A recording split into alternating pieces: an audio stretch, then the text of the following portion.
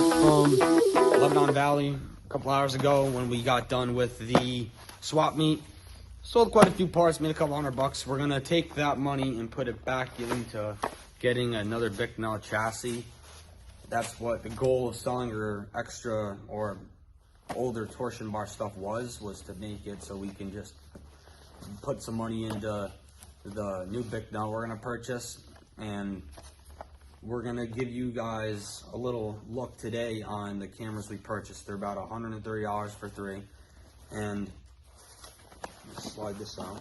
And they look like a GoPro, but it's not quite a GoPro.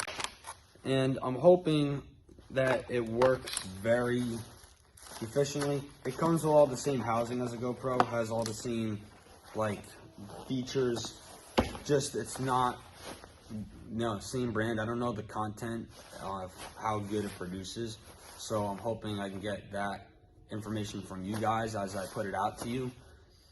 So I'm hoping that we can get what we need to get done before the snow comes soon. We got to move those panels off this wall and then move those onto this wall, like the door, and we're gonna move all the panels that are over here that go to the blue car and the 21 car and the 12 car. And please remind me, I will make this mistake many times.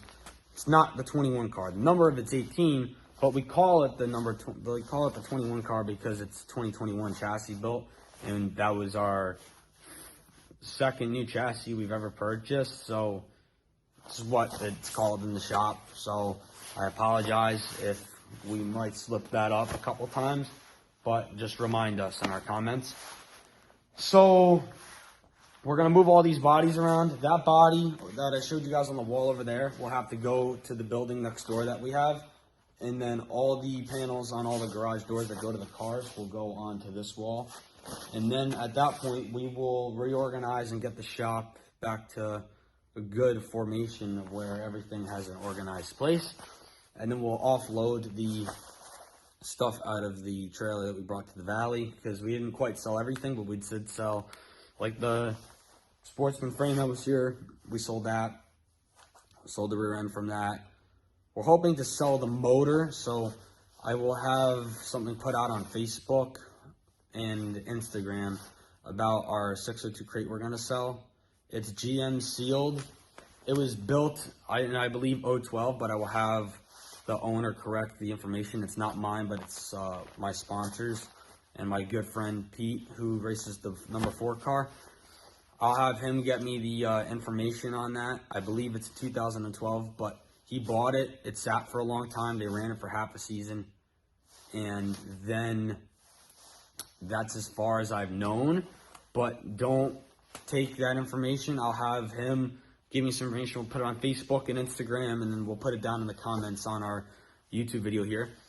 And then we'll give you guys some more powder coating stuff, hopefully in the next couple weeks, because we thankfully got a job to do like this World War One. It's like a World War One war Jeep. I don't know. I believe it's a Range Rover. And I have the manual in my toolbox, but I'm hoping we can get a couple videos possibly from that. It's more of like a private job, but I'm hoping we get some videos from that. And we're supposed to sandblast prep the frame. I'm hoping we could get a chance to paint or powder coat the frame. I'd love to be a part of that. It's a really unique thing, and it's not something everyone gets an opportunity to work on. So I'm hoping I can get to do a little bit more than sandblast, but sandblasting it for me is enough for me to feel like I've done a job that's different than what I do on my daily stuff.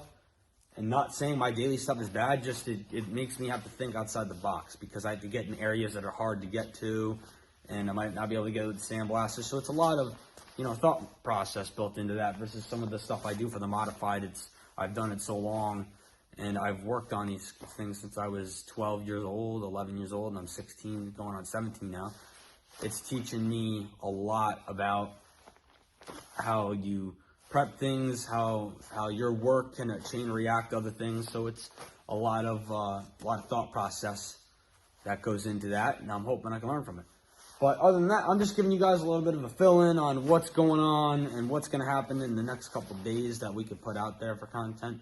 It's starting to kind of slow down a little bit as far as the work, but like I told you guys, it's going to pick up eventually.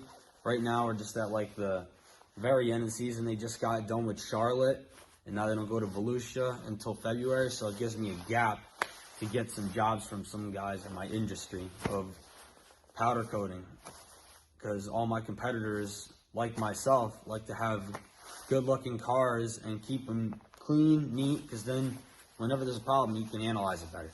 So that's what we're going to be working on, and the flat cart is done. That was the final video. I have a couple products left over here that are going to be leaving tomorrow morning. And like, here's the steering wheel, and we still tried to keep like the logo in it, so it didn't quite fill in all the powder in the logo.